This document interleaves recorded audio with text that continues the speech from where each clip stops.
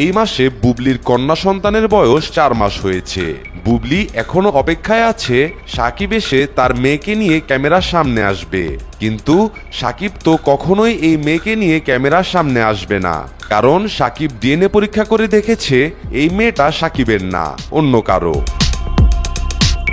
উনি যেটি ভালো মনে করেছেন উনি সেটি বলেছেন, স্টেটমেন্ট দিয়েছেন পত্রিকায়। তারপরে যদি আমি এখন অন্য কোনো কিছু প্রমাণ করতে যাই তাহলে তাকে অসম্মান করা হয়। উনি যেটা ভালো মনে করেছেন উনি বলেছেন, হয়তো বা ওনার এটাই ভালো মনে হয়েছে। বুবলি বলেন, আমার কন্যা সন্তানটি জন্ম দিতে প্রায় 15 লক্ষ টাকা খরচ হয়েছে, সব টাকাই আমি দিয়েছি। সাকিব আমার মেয়ের জন্য এখন পর্যন্ত 1টি টাকাও খরচ করেনি। একজন বাবা এমন হয় এটা আমার জানা ছিল না। মেয়েটা দেখতে একটু কালো হয়েছে বলে সাকিব এরকম অবহেলা করছে।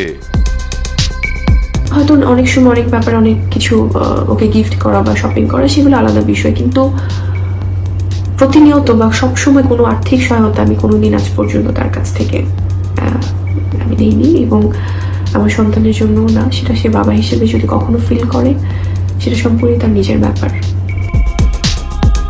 লাইভে এসে বুবলি কি প্রমাণ করতে চাইলো আমি বুঝলাম না। হয়তোবা বুবলি এটাই বোঝাতে চেয়েছে যে মেয়েটা তো বড় হচ্ছে, আর কতদিন সাকিবের অপেক্ষায় থেকে মেয়েটাকে লুকিয়ে রাখবে।